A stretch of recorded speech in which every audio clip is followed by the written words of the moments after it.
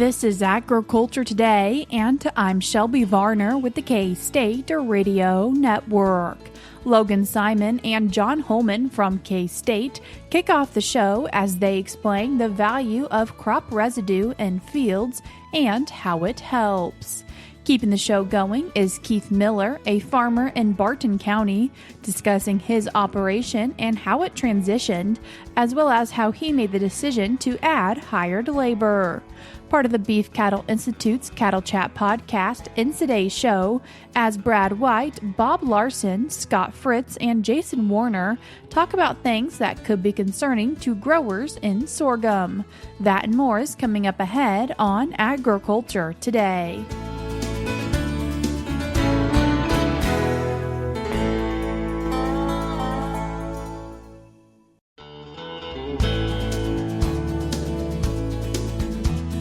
You're tuned in to Agriculture Today, and we start our Wednesday show discussing crop residue with K-State Cropping Systems and forage agronomist John Holman and K-State Extension agronomist Logan Simon. John, Logan, thank you both so much for taking the time to join us today. Thanks, Shelby. Shelby, always a pleasure. Logan, as we're talking about crop residue, what are some different options for growers? Absolutely. So now that we're reaching here the end of the season where we're seeing corn and milo coming off the field, some questions that we're asking is, okay, are there options to utilize the residue that we've got out in that field with either grazing or potentially even baling as well? We see a lot of crop residue in the state of Kansas get grazed every fall, winter. And very common practice. And then baling has also been an option, especially for some of those acres where, say, maybe we can't get cattle out on those acres, or we've got another use for those corn stalks. For example, over the years, we've had interest in utilizing that for ethanol production. We've got a number of potential avenues folks could be taking as we're thinking about this time of year. And Logan, John, as you're both agronomists, do you have a favorite option? Well, Shelby, I think it really depends a little bit on the situation, right? How much, but I think what we have to be mindful of is whatever we do is to keep some residue on that ground so that we don't have issues of soil blowing through the winter, reduce the potential for soil water runoff.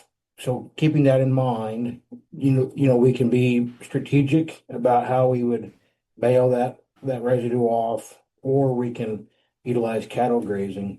With cattle grazing, we can be a little bit more selective on how we remove that residue.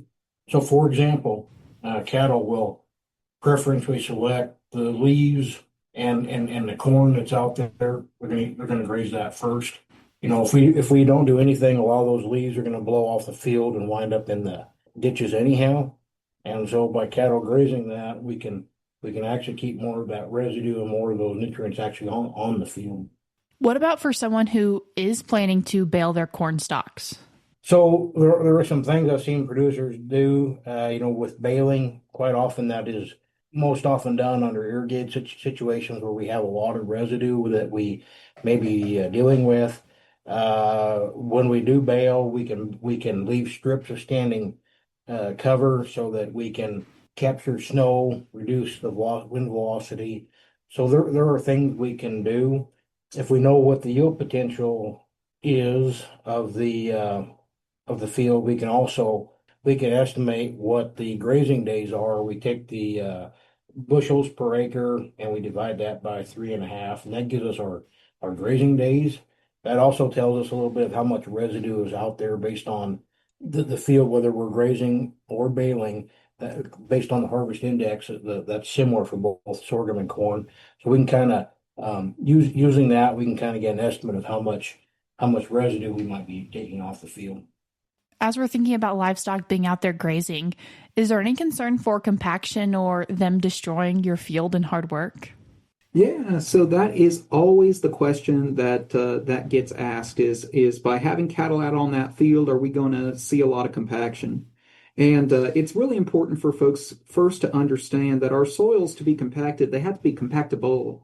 And a lot of times when we have cattle out there on that ground, we are either pretty dry at the end of the season, and dry soil is not terribly compactable. So that's a really important caveat here. Now, this year could be different for folks as we've had a lot more late season rain. That soil may be a little bit more compactable now compared to what we're used to.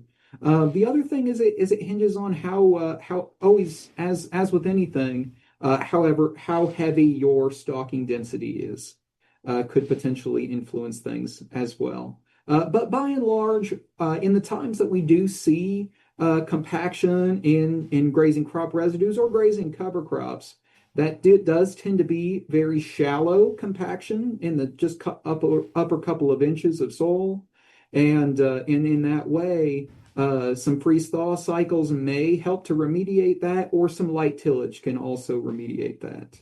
Another aspect with this on the soil side to think about is we often will get asked about nutrients, and especially these days when input costs are as high as they are, it's important to think about what nutrient removal would look like in these two options of grazing versus baling.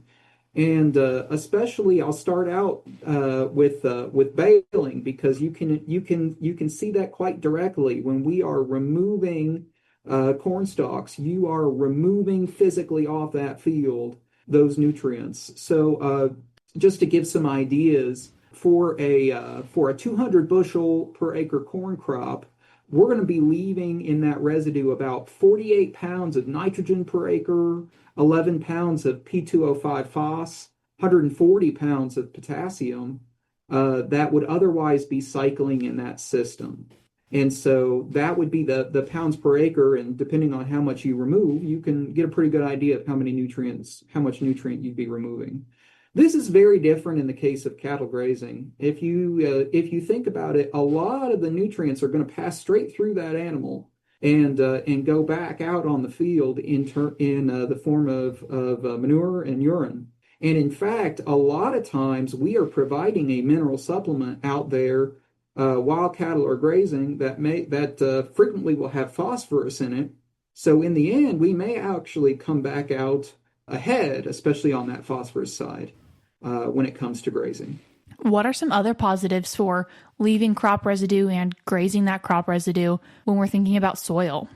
The real important thing here is maintaining an adequate amount of ground cover to mitigate erosion, and be out there for things like snow catch when it comes to accumulating moisture and getting that snow to be caught there on the field and melt in place.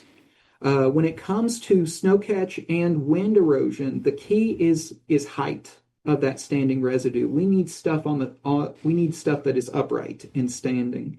And that's where the option of baling in strips comes in, because in those strips, we are leaving some of those stalks standing upright and providing that upright cover to block wind, catch snow, mitigate erosion, and maybe get us a little bit of soil water accumulation when we get snow. Shelby, I might add, based on what Logan was saying, there is nitrogen in those corn stalks, but those corn stalks have to be decomposed, nutrients mineralized for that to be readily available for that the next subsequent crop growth. So it actually takes more fertilizer, more nitrogen to break that down. After that residue passes through a cow, that's going to be a lot more. It's going to be a lot more mineralized and readily available then for the subsequent crop. So we're going to speed up that availability of nutrients by having it go through the cow. And again, we a lot of that leaf material would blow off the field if they aren't grazed. And so by grazing that earlier in the winter, fall time, to be able to keep the nutrients on the field will be beneficial in the long run. And we focused today's conversation a little bit towards corn, but is this really a generalized thought for other crop residues as well? Yes, it'd be very applicable to grain, sorghum, just as corn would be. That's what we're thinking this time of the year.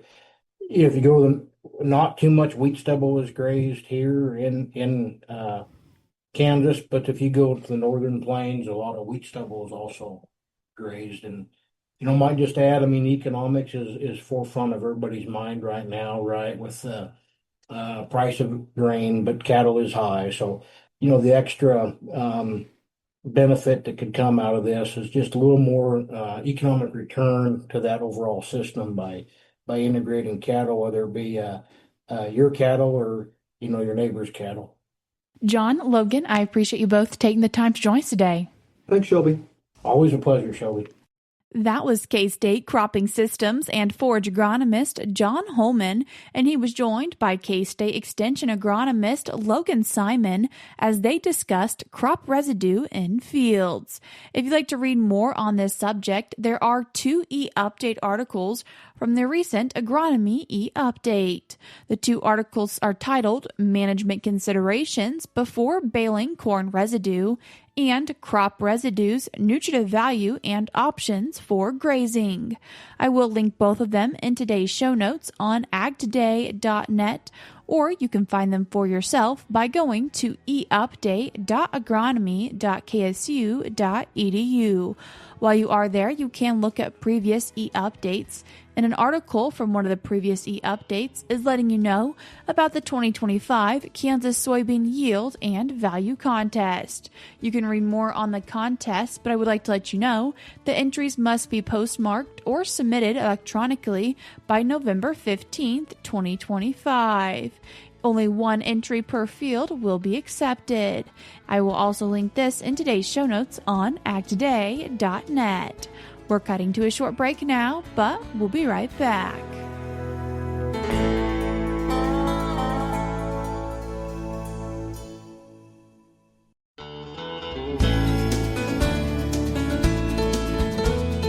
You're tuned in to Agriculture Today, and we continue our show with the owner of K&C Miller Farms in Barton County, Keith Miller. Keith, thanks for joining us today. You're welcome. Keith, can you tell us a little bit about your agricultural operation? Yeah, we got a beef, cattle, and grain operation, and we raise hay commercially. So we are busy year-round with our operation. How long have you been involved in agriculture? All my life, to be honest with you. I live in the house I was born in, and I'm now in my late 60s, so I've been here a long time. As we talk about your operation, first wanting to look at the cattle operation, and what does your operation look like? We got a cow-calf operation. We have several pastures and ground that we farm, and we fill them pastures ourselves. Then in the wintertime, we background all of our own calves and get them up to 800, 850, and then we send them take them to the sale barn to go to the feed yards. What have been some things that you've adapted into your operation or have changed that you've seen be beneficial? Well, the cattle operation, we've quadrupled it. I mean, we've really grown in it. And it's another way that I can keep my farm labor that I hire year-round. I can keep them busy in the wintertime as they help feed cattle all winter, and then they help on the farm all summer. So it really has helped my operation. And what are they helping with in the summer? Summer, they are helping raise crops. We put out several thousand acres of crops, and they're helped with the planting and spraying and putting up the hay all summer long. They're busy all summer. What crops do you grow in your operation? We raise quite a bit of wheat because I live right next to Cheyenne Bottoms Wildlife Refuge. And wheat's one thing that the birds doesn't bother me too much for. And then we raise grain sorghum, soybeans, quite a few soybeans, some corn, and 1,500 acres of alfalfa hay. What big changes have you seen in the agronomy, the crops that have been beneficial for your operation being able to sustain and grow? The one thing we really see the benefit of is the research done by places like K-State that are trying to find us more drought-resistant varieties of all the different crops, more disease-resistant varieties, and getting things so we don't have to spray as much. They're really helping us on the weed problems we're having, trying to figure out what different avenues to stop them. So that's been a great help to research places like K-State. As you've been the owner of K&C Miller Farms, have you always had hired labor, or is that something you grew into? That's something I grew into. When I started farming, my father only farmed 400 acres. And so it was just my father and me, and at that time we raised a lot of hogs, and we started growing, and now I'm over 10,000 acres. So we grew quite significantly. How did you make the call that it was time to hire on some extra help? When you can't get things done timely. The secret of farming, as far as I'm concerned, is you have to communicate, you have to be honest, and you have to be timely. And if you can do that, you'll succeed in agriculture in Kansas. Have you had any challenges with bringing on extra help for your operation to succeed? Yes, labor is always an issue. Finding somebody that will take care of your equipment, that knows how to run it, and can help fix it when it does break down. That's a major issue on the farm. If there's a farmer or rancher that feels like they're almost at that tipping point where they do need to hire someone else on, what's your advice for them, or what would you say, don't forget about this? Just make sure that you check all the different laws that you have to obey, like your immigration and all that kind of stuff, and make sure you find somebody that cares and wants to take care of your equipment. Keith, you mentioned that you and your father used to operate together. What was that transition like from one generation to the next? We kept our ground separate that we had, and really it wasn't hard a time at all. As my father slowed down, I would just pick up the slack, and it worked great. And I ended up taking over all of his farm and still farm every piece of it yet today. Do you see another transition coming in your future? You bet. I'm starting my daughter and son-in-law working with me, and I've got them farming a bunch now, and hopefully they'll take on more. But with the price of crops, it's pretty tough right now to make any headway in being able to buy this high-dollar equipment. So, Keith, as you look at the markets, how are you feeling about them? They're pretty tough right now. Our inputs are still up. They're pretty high. Fertilizer and seed and chemicals are all still pretty expensive, and the price of crops are what they was 50 years ago. And how do you make that work? And hopefully we'll start getting some trade picked back up. The soybean deal with China right now is really hurting us, but there's other countries that have picked up a little bit more and are doing some. I happened to have the opportunity to go to Korea about a month ago and do a trade trip over there, and they talked like they was going to buy some more, but it's always a thing if you got to keep working to try and get that trade going so that we don't just depend on one country like we was sort of like China with our soybeans. What was it like to go over there for a trade trip to Korea? It was very interesting. I've done several of these trade trips in my lifetime, and they were very cordial and wanted to visit with us and try and figure out ways that we could do more trade with both countries. Another part of the market we talk about here on Agriculture Today, the cattle market. How are you feeling about that one, Keith? Well, I stay very involved with the cattle market because I was a past officer of the United States Meat Export Federation. So I've been deeply involved in cattle marketing for a long time. And one thing that we're seeing is the price of cattle are high enough that some of our countries are not buying any more than it was. They'd like to, but they say they can't afford to buy more than what they are right now.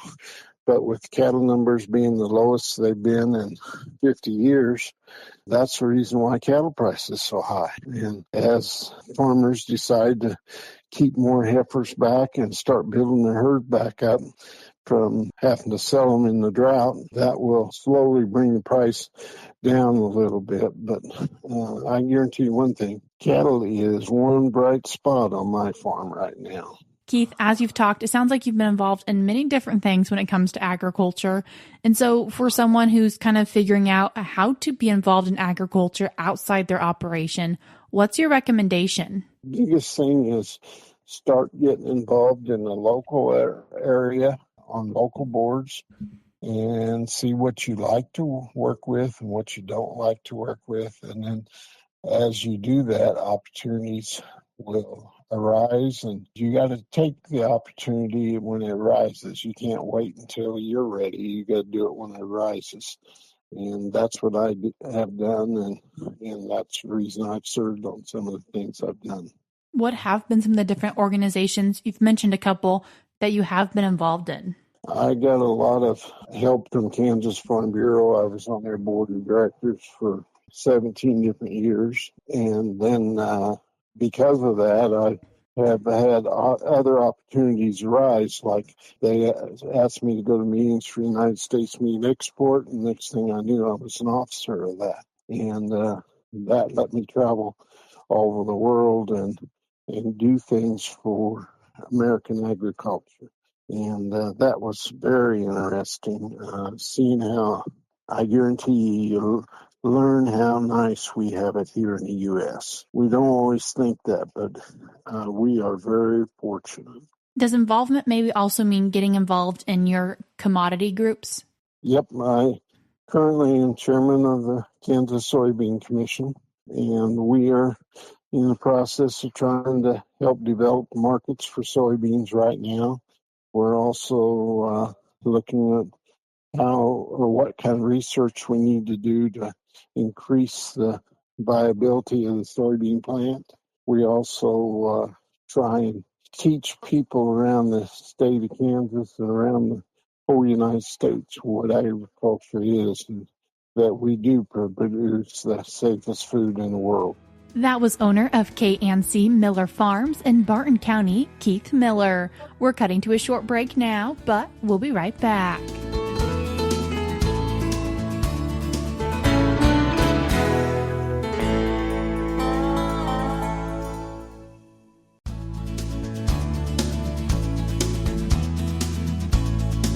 You're tuned back into Agriculture Today, and we conclude our show listening to the Beef Cattle Institute's Cattle Chat podcast as they answer a listener question. Jason, you received this question about some moldy milo, and one of the questions comes immediately to, if we're going to use that for cattle feed, is that going to be toxic? Is it going to be a problem? Are there things like ergots? Scott, I'm going to ask you first.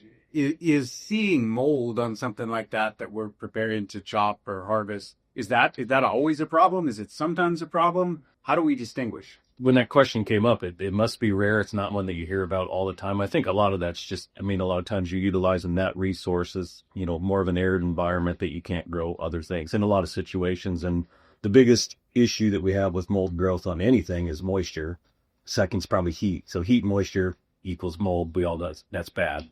Typically, we don't have that issue in a lot of places where we grow milo. So I don't think it's super common. That said, there's probably areas of the country that it is common. I do want to, so we've talked about ergot, and we've talked a little bit about endophytes. We've talked a little bit about molds, and I think we need to probably discuss the differences of those. So just quickly, endophyte, that endo means it's a fungus that lives inside the plant. So it's not something you're going to be able to see. It's transferred from the plant into the seed. Then when it grows, it's back in the plant again. Whereas it's almost always fescue.